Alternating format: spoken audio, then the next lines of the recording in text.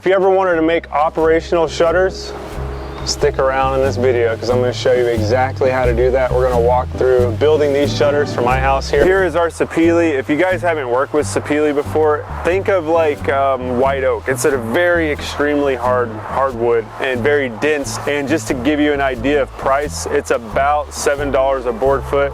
What you see here cost me about 860 bucks. So definitely not a cheap product, but definitely worth the investment for doing these exterior shutters. I'll start by cutting my lumber down to more manageable sizes, and once I get it roughly oversized for the material I need, I'm going to run it on one face side across the jointer until I have a flat face on the material. At this point, I can run that face against my fence on edge and get one straight edge, take it to the bandsaw, and I like to rip it within a 1/16 of final dimension, take it back to the joiner, and clean up that final 1/16 as a clean edge on the joiner. At this point, I can then thickness plane it down to the exact thickness that I want, and I never get tired of seeing this kind of rough wood just turn into a clean finished board. It's just really something I enjoy in the process of making this stuff. I can then take my oversized parts to the panel saw, where I'm going to clean up each end with a square cut, and then I'm also going to look for any snipe that I need to cut out. Once I have that out of there, I'll flip my stop down, and this will ensure that each part for that given shutter is the exact same size, making the assembly super easy. Final step in the milling process for these boards is going to be to put a chamfered edge all around the board, so all four sides and each individual board will get this. This is done at the router table using a chamfer bit, of course, and this to me adds a ton of character. Just wanted to pop in here and let you guys know about the sponsor of today's video, Terminix. Now, we all love our homes, right? They're our sanctuary, our safe space, our kind of biggest investment, and we put a lot of work into them, like I am today with these shutters. And there's one thing that can really ruin that faster than anything, and that is pests. And I wouldn't want something like a pest or a rodent or an insect to come and basically ruin the hard work that I'm putting in today in the shop here in making these shutters.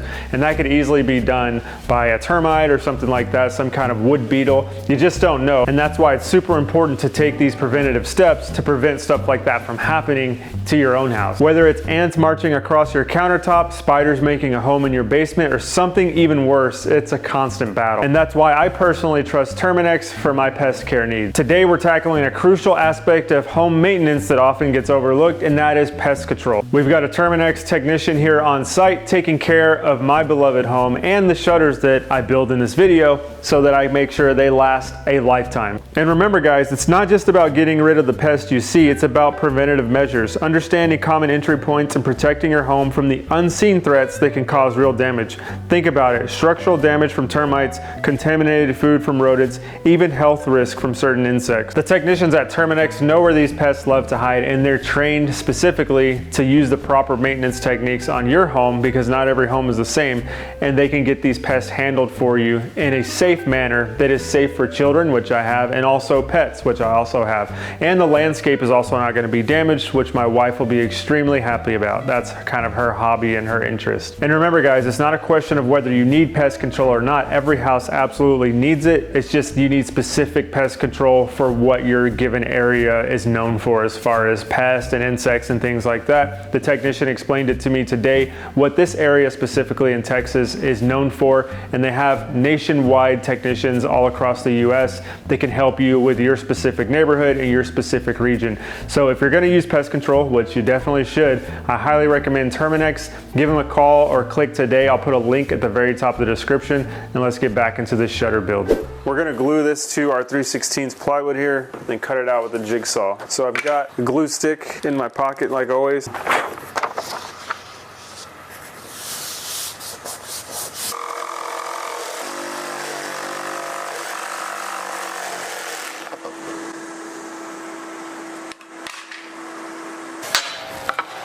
This is going to be what we lay on the shutter, so it does need to be pretty straight.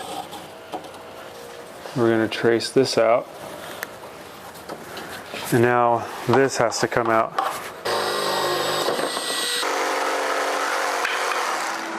I'll take a block here, make sure everything's flush at the top, and then get in the middle, and then trace that shape out. We'll take the jigsaw and then rough cut that out. Now I'm going to take some pins. These are 1.25 inches, and I'm just going to pin the 4 corners of my template here.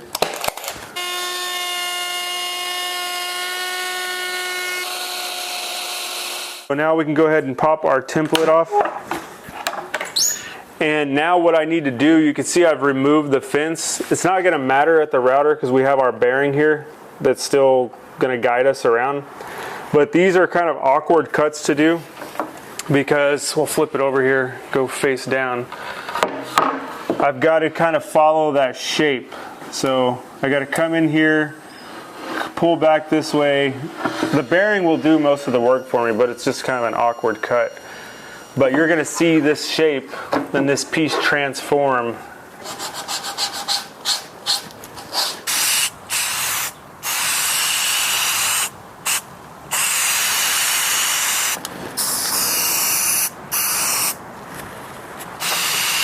And by the way, I primed the back of the batten as well, because this is the final assembly and everything does need to be sealed off. We are driving a 2-inch exterior wood screw.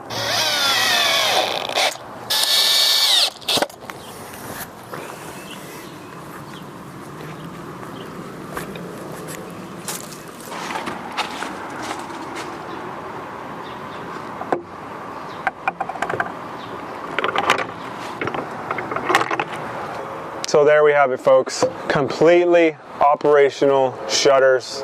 They just look so good, so charming. I love the way the hardware looks. I love the color that my wife chose. And in case you were wondering, my wife also chose this heart decal, this motif here in the middle. That wasn't me. There's a guy 2 blocks over who has an actual battleship-like motif on his shutters. We're stuck with the hearts, but I do think it goes with the charming cottage. It looks awesome. This color is called Etched Glass from Benjamin Moore. I think it sets it off perfect with all the landscape and the brick color of this house. It just looks amazing. I hope the camera is doing it justice because it looks, the color is like my favorite part of this whole thing. But these shutters will always remain in this open position. But you can see our strap hinge back here.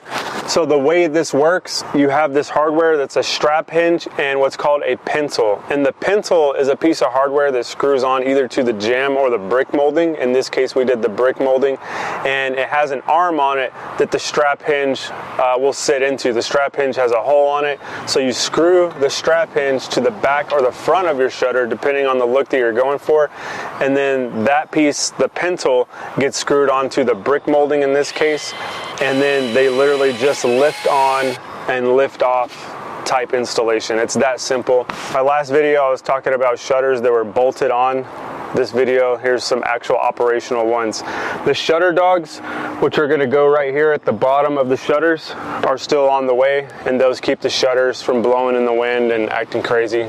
Those get lag bolted into the brick in this case.